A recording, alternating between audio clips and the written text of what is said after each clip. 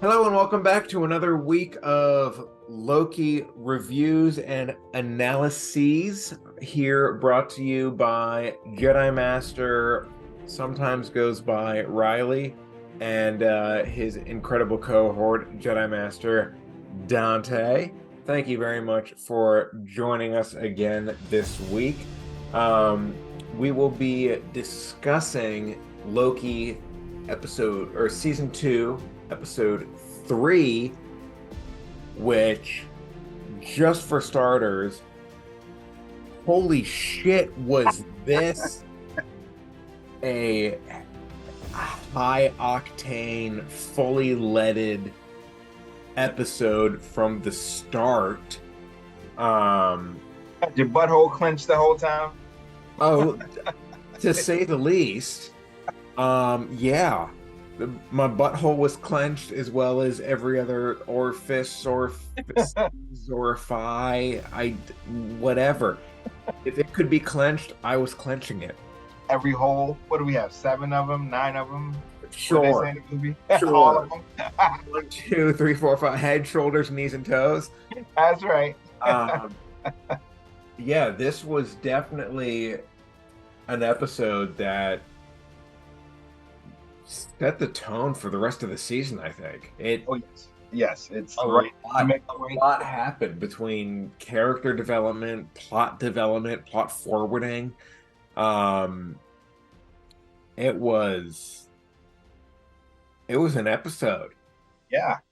So So let me hit you up with the yeah, recap. wait. In our most common segment, let's do our episode recap, as brought to you in part by our sponsor, the Jedi Temple of Coruscant, uh, read by Dante. Loki, season 2, episode 3, 1893.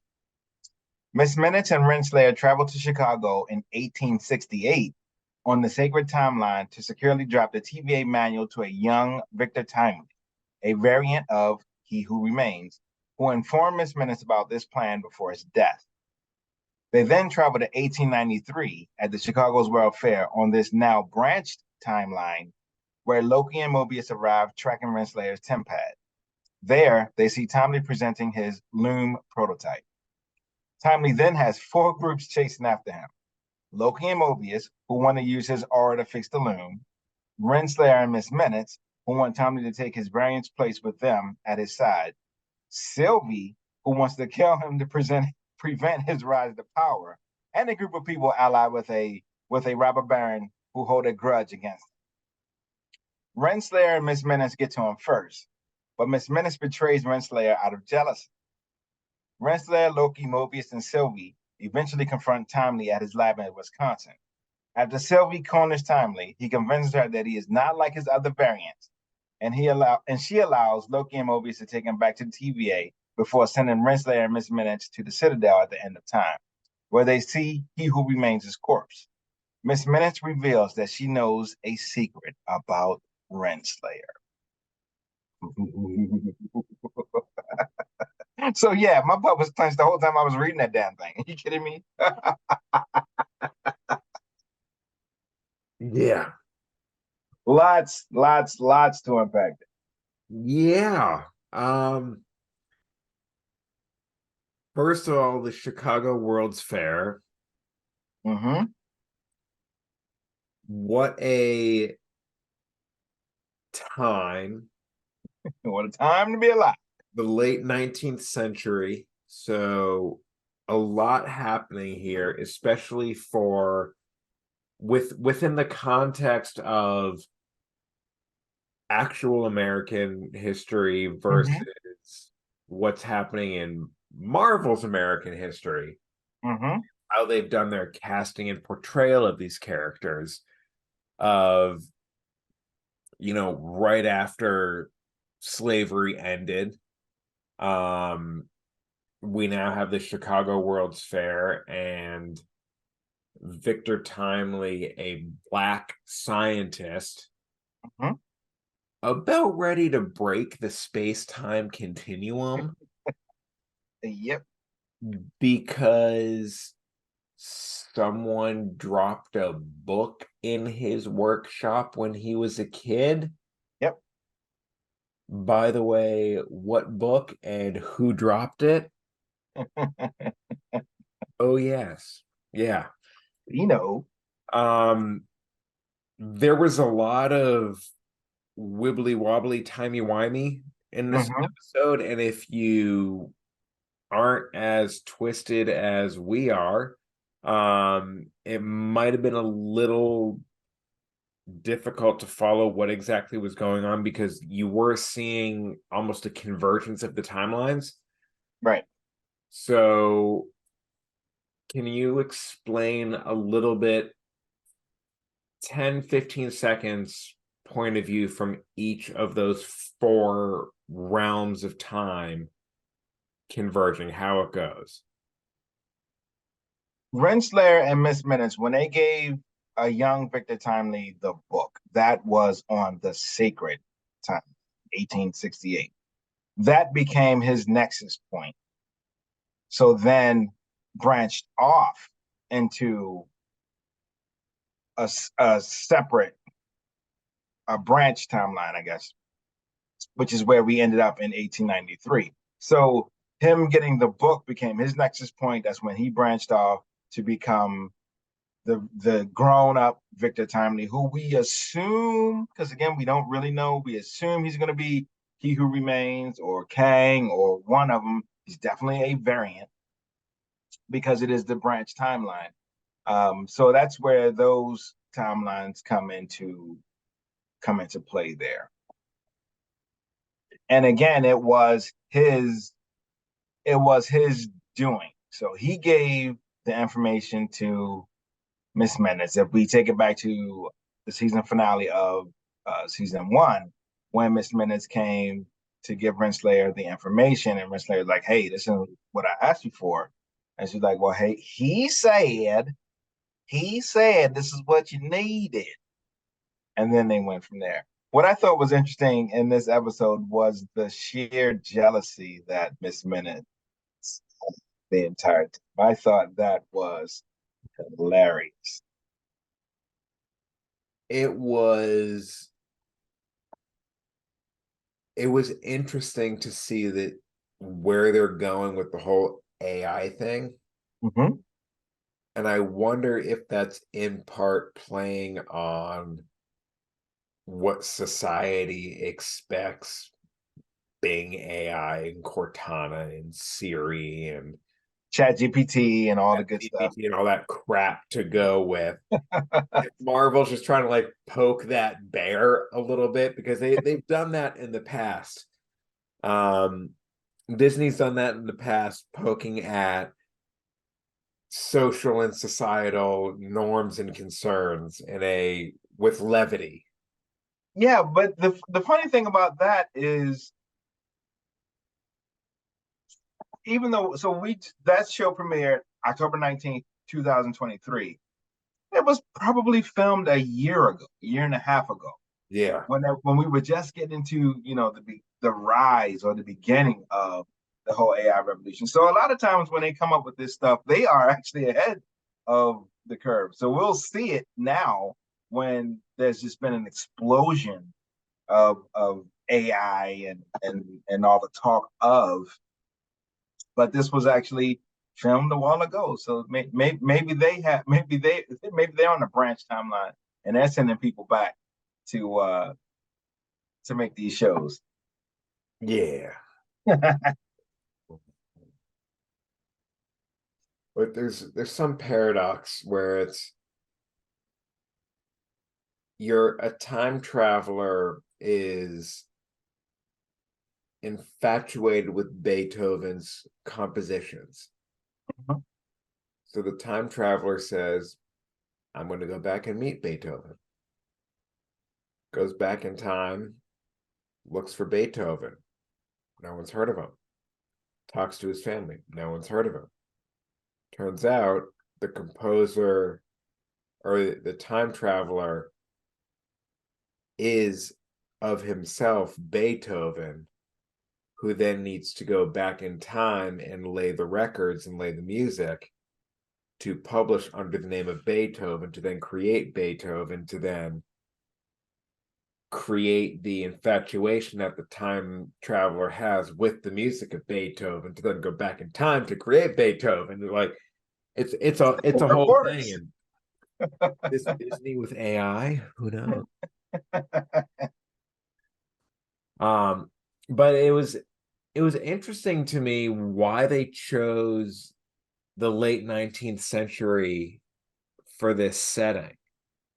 I mean, it's pre-industrial revolution, so if they're going to launch something like this, it would almost make, in my mind, a little more sense to go with like more industrial revolution, just shy of pre-World War One era, when they're trying to really launch something like this in that timeline. So what do you think of like why they chose late 19th century? That is a great question. Don't really know. May have something to do with perhaps I think Chicago had a great fire in like 1891 or something like that. So um, perhaps that had something to do with it. Um, or it could just be, hey, that's when Victor Timely was born. So we roll back in time, give him the book so that we get all the way to this point, and then eventually the whole point was to get him back to the TVA so that he could fix the time limit. Because it So needs I think aura. I think at that point it didn't really matter when it happened, as long as it did happen. And then again, the only way that they being Mobius and Loki were able to find him is because they had a read on Renslayer's Tempat. So I think that's how it all kind of converged and then came together. So you think it was more just a happenstance that because that's when Victor Timely was born, then Yeah, that's just writing and just what can we do, what can we make happen? Because even if you again, it's kind of fun doing this because we can go back and talk about season one yeah, when they found He Who Remains, he said it was someone in the 31st century who discovered that the universes were stacked on top of each other. So maybe. was that was that the person who started the TVA and sent the information back? Was he Who Remains? Was he Kang? Who is Victor Timely? It's all intertwined and it's all mixed up right in there. My big question from this one is, when does the Kang variant start the TVA and then find Ouroboros? Because they're essentially business partners. One of them deals with the politics, one of them deals with the trenches. Is how I think the picture's been painted so far. Because No, no, no. He doesn't like Obi's, partners. well, he doesn't like partners. You're right. He doesn't like partners. He doesn't like partners. You're right. You're right. You're right. Um, because Obi's the one that writes the manual for it. So Right. writes the manual for the workers in the trenches, whereas potentially Victor Timely or Nathan Richards or insert Kang variant here, Croca Kang, um, creates and manages the timelines. Obi's the one who's actually in the trenches doing the work. Mm-hmm.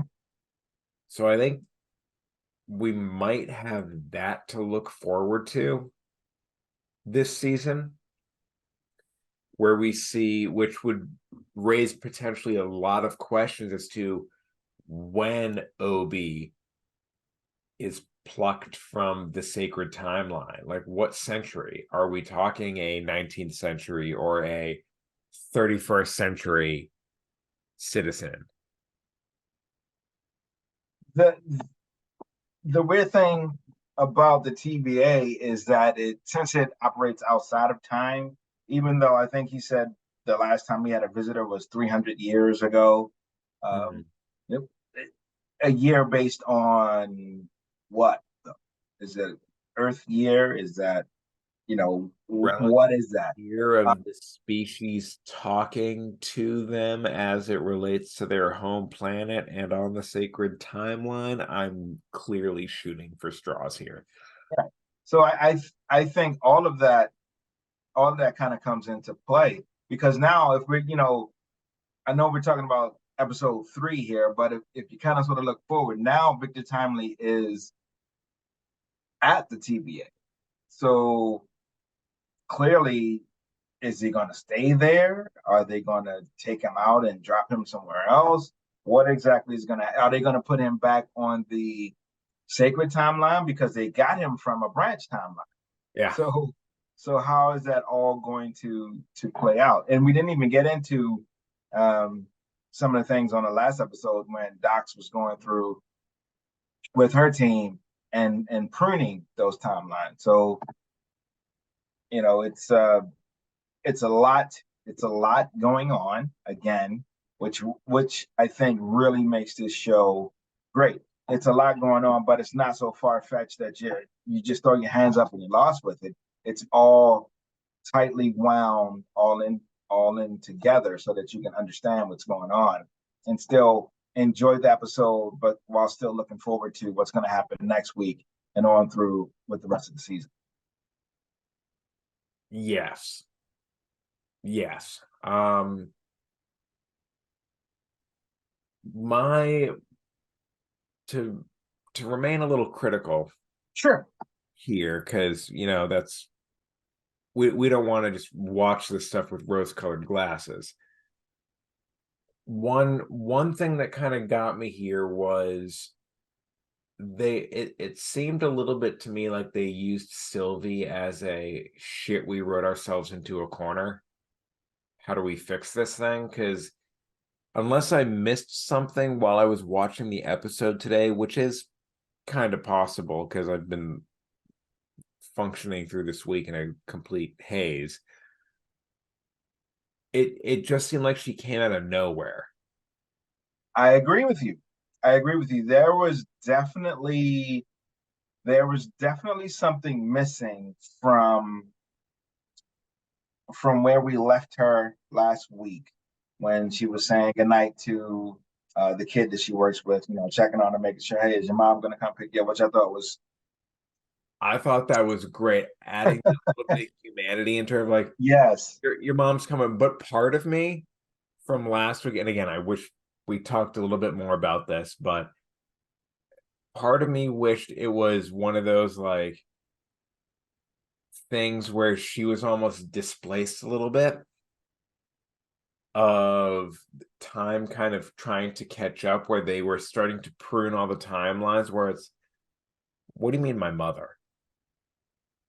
As one of those like pruned the existence of his mother and he was walking home, but Sylvie kind of being out of time hmm a little bit. I think they just just that modification in the script, I think could have been like, wow, so because she's been to the end of time, she now sees the linear progression that much different than everyone else on the timeline. hmm And I wish they had played a little bit more into that. The only thing I would say is perhaps the reason why they didn't is because that'll come back at some point. That kid will come back. Maybe. Again, we're speculating. Now we're in the speculation nation at this point. Because everyone's a child of the force at this point, and person can do their janitorial broom sweeping with the force and all of that stuff. But there was definitely a misconnect of from that point when she's sitting on the truck playing with the temp pad to how did she end up there with them? Now, was she connected to was she somehow connected to Renslayer's temp pad? Because that's how Mobius and Loki found Renslayer's. Are you all right? I'm good. I'm sorry for the people watching this episode. I just like I inhaled an air bubble and then inhaled another one on top of that. And I just needed to clear that. But instead of coughing directly into the mic, I just muted myself. So all you see is just like me dying a little bit. But I'm good. Shit, I think I'm fine. uh, Slayer's but so how was she able to catch up? Well, how was she able to catch up to them? And then not only catch up to them, but also come in. She came in with violence. She was looking to end him again. He was here You for a know, fight. so at that point, it's like, okay, well, why didn't if that was your plan? He already told you that, hey, if you strike me down, I'll come back stronger than ever. He already said that if you Where have kill I heard that before in Disney IP? if you kill me, then there's going to be an infinite number of my variants coming, and you won't like those.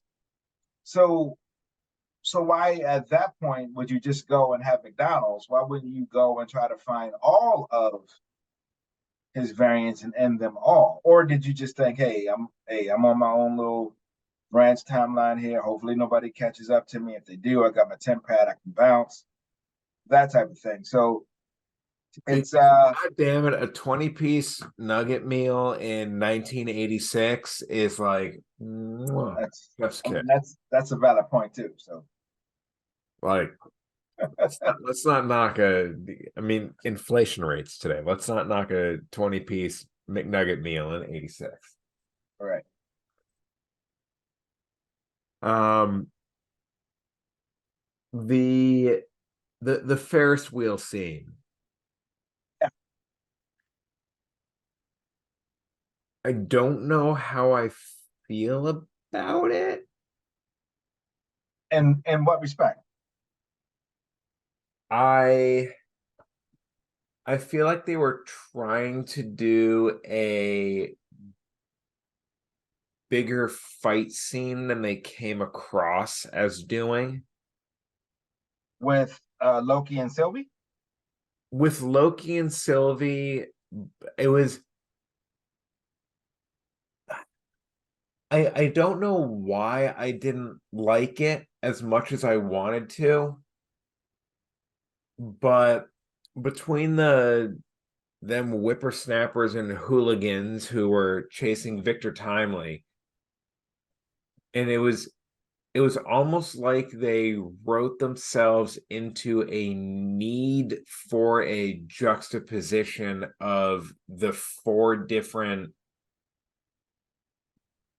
character plots of the show: the Victor Timely, the Lokis, the Renslayer minutes, and the hooligans. Like it's almost as if they wrote themselves in such of a juxtaposition that they needed to then recompartmentalize and break them apart in car one, car two, Mm-hmm. and then bring them together in the Miss Minutes growing and pushing them all out. Like I Yeah. feel like we didn't necessarily need the like mobsters, gangsters, whomever. Well, I think I know I see what they were going for, and I can also see how it probably wouldn't play right. So we're thinking about this as, okay, this is 1893. This is old timey. Uh, it was kind of like a comedic scene. You know, you got the, oh, we're gonna get you. You stole my money type of thing. You know, he ran onto the car and then he crawled out when, so that was a little bit different than we're used to with the MCU. It wasn't a big battle. It was everybody was just running around. There was no real fighting. There was no no guns, no knives until Sylvie showed up. Loki didn't use much magic. It was just everybody was just running, and how do we get there? So I think it was a choice of a comedic tone of how we're going to get these four groups together, chasing this one guy, and and they're all chasing him for different reasons. So how do we get that all to play together? And I thought it was a funny scene. There was a few different funny scenes in this one. But also, is this what we're going to see every time we see a Kang variant? We're going to have our period plot line interacting with our then three temporal good, bad, and median, our Jedi, our Sith, and our Gray, then coming in, all converging on this Kang variant to try to maybe sway them in the way of not, murdering everyone. No, you know what? And again, I don't want to be well, this is my theory on how this is going to go, because I, again, like to shut up and enjoy it. But I wouldn't be shocked. I'll just say that. I wouldn't be shocked if we don't see any other Kang variants in this series. I would not be shocked by that. I'll be totally fine. The fandom will fucking hate it. We know that. They will hate it, but I will be totally fine with it. Why would you be okay with that? If this whole thing is building up to the Kang dynasty, shouldn't we be starting to see more Kang? No, you know it's building up to the Kang dynasty because of what you've been told, because of the announcements they made. So you can't then come back and put that on every show. You can't put it on this show. So he's a part of this show, sure. Just like He Who Remains was a part of season one. And who's to say what the Kang dynasty is? Why can't I put it on the show though? Why can't I? If this is the one of the main things. Because when you start looking for that, okay, how is this going to build up to the Kang dynasty? The show can't win. It can't, because if it does give you a bunch of Kangs and everything, well, I just saw the whole Kang dynasty right in this show. But if they don't give you a lot of Kang, where are the Kangs? I wanted to see more Kangs. It can't win. But So, that's also their fault because they announced it, which I've already said I do not like when they do that. Just fucking keep it to yourself. so do you think this show, after now 3 episodes, do you think this show, and for the record, everyone, I'm just poking the goddamn bear here.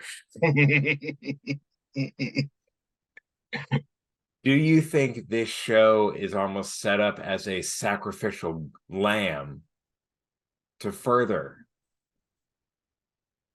No. like integrate in like the Marvels is coming out in what, 2.5, 3 weeks? I'm looking at my watch like I can actually calculate that in my head right now. Yeah, I think it is 3. Marvel's, So it actually comes is that out. is that The, going to tie in, or is this going to end up being like the Eternals where it doesn't really play into anything? is which one? This series or Marvels? Both almost, like, is this series setting itself up for failure, and is it going to end up being a sacrificial lamb? So again, that's what we got to get. That's what we have to get back to. Take this series as as it as its own entity. Certainly, it is associated with MCU. Certainly, it has some ties to the MCU. Past, present, of course, and what's going to go on in the future. All projects don't have to directly tie to the next one, to the next one, to the next one. I would venture to say Doctor Strange didn't really tie into much of anything. Shang-Chi didn't tie into anything. So you got to the end where they talked about Okay, the start to rings and where the rings come from, but we still haven't seen much of that. Are they associated with the bangles that are coming up in the Marvels? We don't know, right? And we're talking so that we're talking now that is 4 years ago. Was 2019 when Shang-Chi came out? 3 or 4 years ago, right? So, fuck, was that really but we enjoyed that movie a lot. Pretty great movie.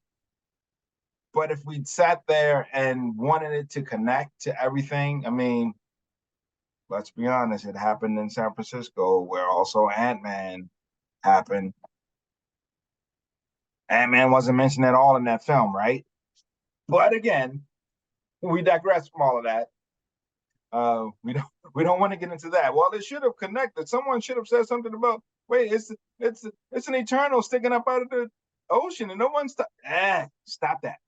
Everyone, stop. Listen to me, everyone. Stop that. Uh, then we don't look at this as a quote unquote sacrificial lamb or look at this as a disappointment. We take this show as it is. This show is going to give us a story. Then where does the story go from here? Will there be a Loki season 3? We don't know.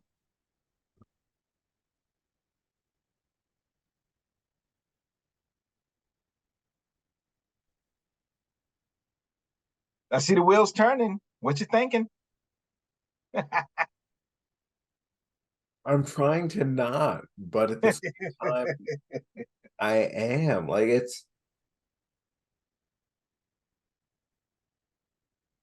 there are a lot of loose ends right now. Shang-Chi and Eternals and where Loki's going to go and how this is all gonna play into the overarching Kang dynasty. Like I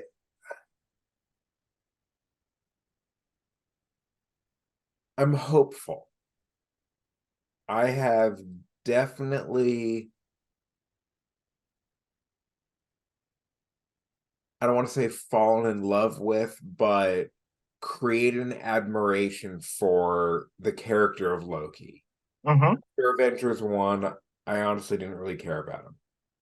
I didn't see him, I saw him as a third wheel in the Thor movies. Right. Let's bring him back because why the fuck not? It's like, okay, he didn't actually need to be in Thor the Dark World.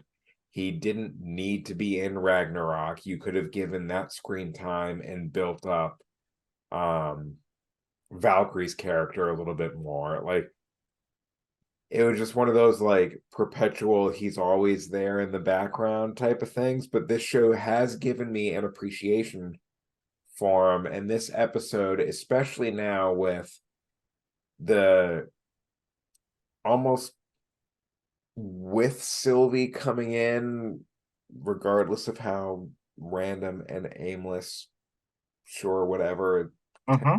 activation of 10 feet away from you, fuck it, whatever. Um, it did,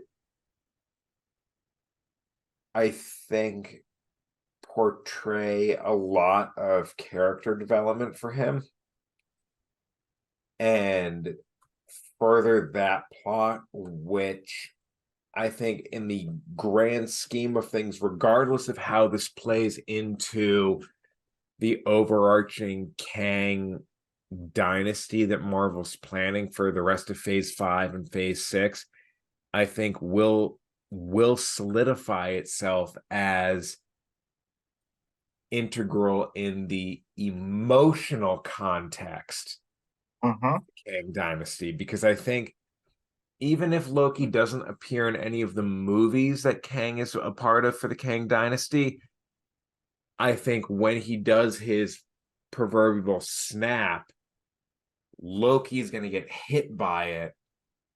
And now we have all of these emotional ties to this character where it's like, fuck, like Loki might be, and I hate to say this because this is now Filoni putting my emotions through Order 66 again. For Phase 5, Loki might be our I don't want to go. Like I'm sorry. Like I'm might be that Peter Parker line on Titan disintegrating into ash into Tony Stark's arms. Like that, he might be that character building that emotional relationship, which gives us the punch that the Kang Dynasty now needs, because we don't really have that. He's the only one that we've really started to grow with over the last couple years and have been like evolving with. Like he's one of the OGs.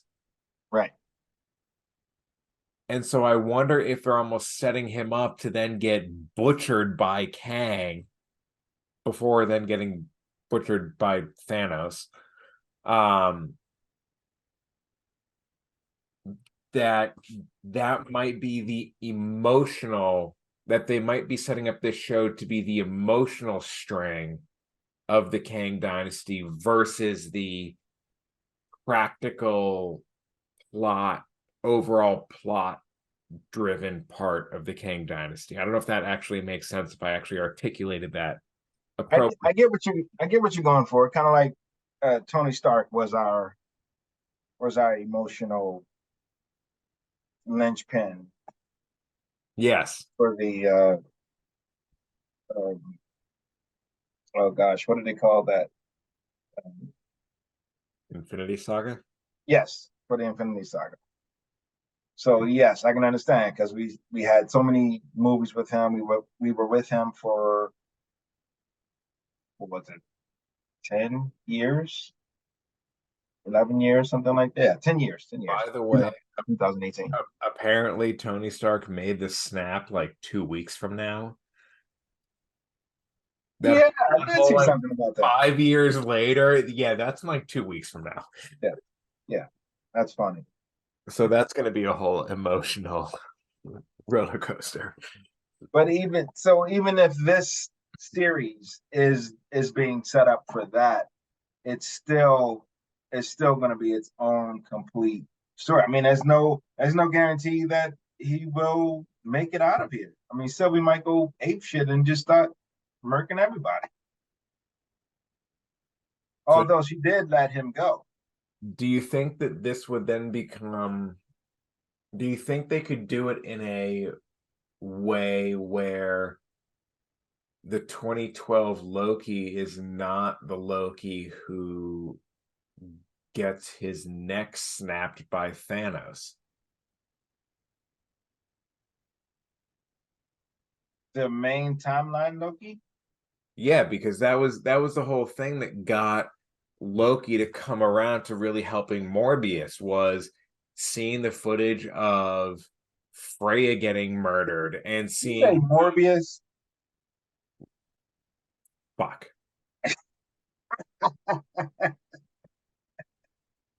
Mobius. Take another sip. Mobius. I'm just gonna take these scissors and heat them up and put a hot poker in my temple because that's what I deserve at this point. We have not expanded into the DC universe because that is way too big of a pile of shit for us to deal with in one episode. But Mobius went in season 1 when Mobius M. Mobius, as portrayed by Owen Wilson, You got it. showed him that footage of Freya being murdered by the Dark Elves and Himself getting killed. sleep and being strangled by Thanos and like all of that stuff. That was kind of this Loki series version of Loki coming to grips with everything and deciding to do better because he wanted his life, selfishly, he wanted his life to mean something as the god of mischief. He wanted to have that an impact of impact, not necessarily mischief. So does this episode, in terms of that and setting up for the grander scheme, allow for maybe this version of Loki to be killed off that we have become so fond of, and allow for a variant Loki to be the Loki that Thanos? No, this is the variant. We're living with the variant in this series. The Loki that Thanos killed is the Sacred Timeline Loki. But this Loki is running off of the premonition that it's the Sacred Timeline Loki, is it not? No, he knows he's a variant. All of them are a variant, though, in their own relative perspective. No, not the one that's on the Sacred Timeline. Not the one that Thanos killed. This one became a variant because he took the Time Stone, or was it the Power Stone? Base Stone, Tesseract. Whatever. One of them, when he took the fucking thing and escaped.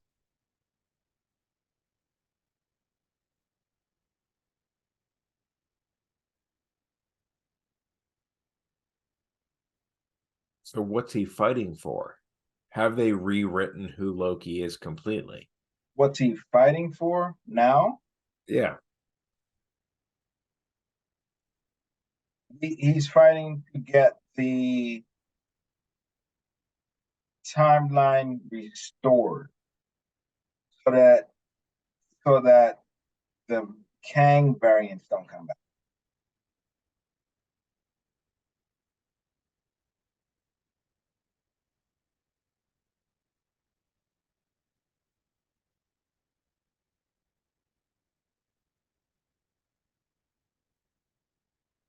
But why is he necessarily fighting for it if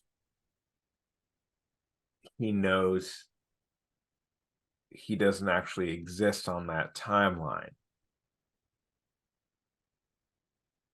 Because he knows that because of everything that Kang told him,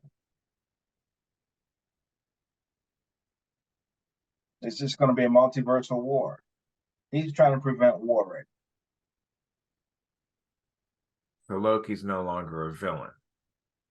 Right. Anti-hero, I think is what we'll call him these days. And there's our Taylor Swift tie-in for the week. Thank you, everybody. We can now conclude this episode now that we've made our Taylor Swift tie-in. We are anti-hero. It's me. Hi. I'm the problem. It's me. Yes. Yes. Yes. It's interesting. This episode definitely got me thinking a bit more about where I think I want the character to go. I still don't know how to articulate that, but it's really started to invigorate, like almost that fire of what if this or what if that, and how is this going to build? I'm starting to get that like Marvel multiversal enthusiasm back, which I wish I got it sooner, but I'm not complaining that I got it now. Understood. Um, where do you think this is gonna lead us based on this episode, and where Miss Minutes is now a manipulative bitch, a Right. manipulative, jealous AI bitch. Right. Renslayer She's got just flip flopping from team to team now because now she's rolling with Renslayer just got gut punched by the hilt of Sylvie's sword. one of the funnier scenes in the show. A lot of Yes. funny scenes with Renslayer because when when they basically threw her off the back of the boat, I thought that was Yes. hilarious. Yes. That was great. Where it's like, what? Yes. But yeah, where do you think we're going? Like we've now had 3 episodes. What is this series? 6 episodes long? 6 episodes long, so we're halfway through. We're going back to the TVA. We're going to try to fix the time loom. But I get the feeling that Victor Townley is going to get back there and start learning some things. And so he might not necessarily do what they need him to do. I wonder if he's going to talk to Obi as oh, you wrote this? You're the one that wrote this? Well, let me talk to you. And Obi, in his optimistic enthusiasm, is going to inadvertently give him more information than he should. Mm. I can see it happening, and I'm here for it. Absolutely. I'm definitely here for it. Definitely here for it. Admittedly, this week you have seen more of the critic stuff than I have. What's been going on with the scene? I think a lot of the what I guess we'll just call them the the YouTubers. We'll just say it. Fuck it. The YouTubers. Everyone's Straight loving the rush. show. Everyone's Rock stars. everyone's Wow. everyone's pretty much enjoying the show. I did get one I did see one slight criticism today that just didn't make any sense. And the criticism was they wanted to see they wanted to see Victor Timely being more quote unquote intimidating in the scene when we were first introduced to him, so that we would know why Loki is so concerned and afraid of him. And I just thought, Wasn't that the whole point of the end of season one, where the he who remains was like, my variants are coming? So that was the point where when season one ended and he was thrown back, it was he's coming. Like essentially when Bruce Banner fell into the Sanctum Sanctorum of like, he's coming. right, Thanos is coming.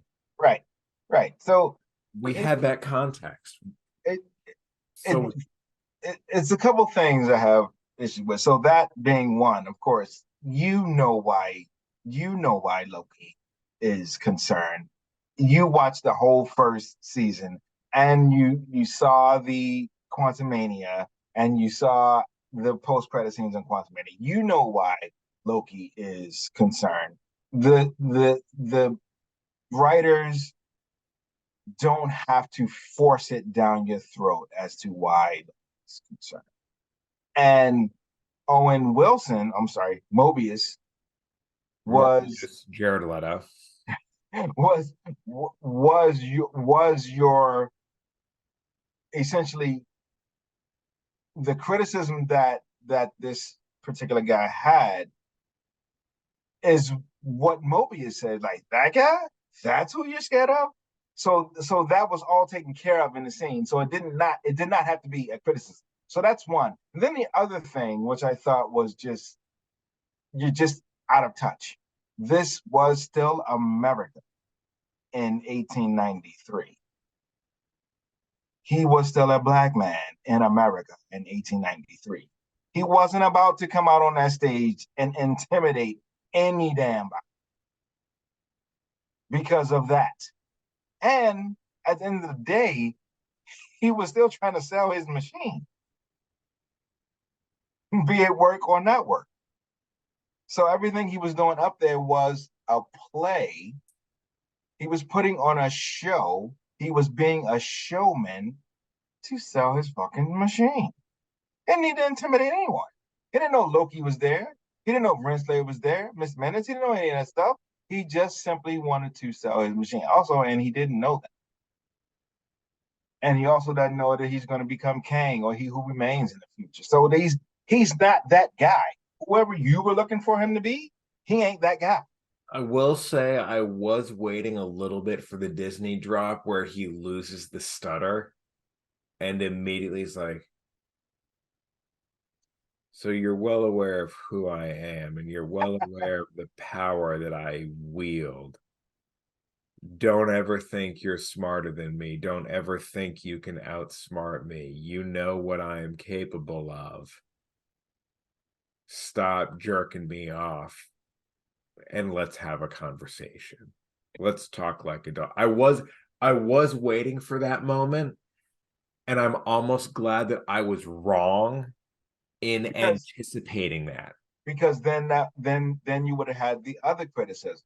Then it would have been, well, wait, how did we get here? Because he wasn't that guy. He was a kid who was making candles in his bedroom and got a book. So you telling me from that book he became the evil Kang? No, no, no. So you telling me anybody who had that book? So Renslayer, she had the book. If she read it, could she have been? No, no, no. See, that's where you kind of get you can't have it both ways at that point, right? Knowledge is not inherently good or evil. It is what you do with the knowledge that makes the intention good or evil. Very well said. Very. I don't know. That's probably some Doctor Who quote from somewhere. We'll take it. We'll take it. Doctor Who's got a lot of great quotes. Wow. Yeah. So going off of our theme from last episode, how many what Asgards or realms would you give this? Realms. How many realms would you give this episode? Oh, we're going to full nine on this one. I completely agree. Full nine on this. This one brought in an emotional aspect and did a lot for bringing the emotions I felt for the characters up to the same level that I felt for the plot of what's going to happen to the characters. And I think they did a very good job on it. I think the late 1800s was a good place for it because it did immediately 1800s. Okay, Renslayer's not white, Kang's not white.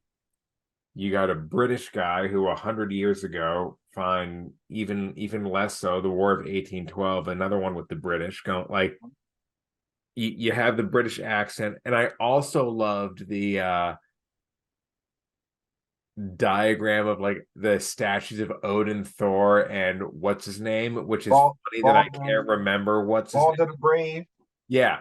And it's even funnier that I can't remember what's his name because Loki flat out says nobody knows who Bolton the Brave is or what. Like, I actually don't remember his name. I actually have thought that as they were walking away, Loki does some magic and like flicks his wrist, and the statue turns into a Loki statue. Like I was half expecting that of like a god of mischief and doing that, and it did also bring back when Mobius like tapped him on the shoulder and was like, I sometimes forget that you're one of them. You're one of the gods. Like I sometimes really forget that. Yep.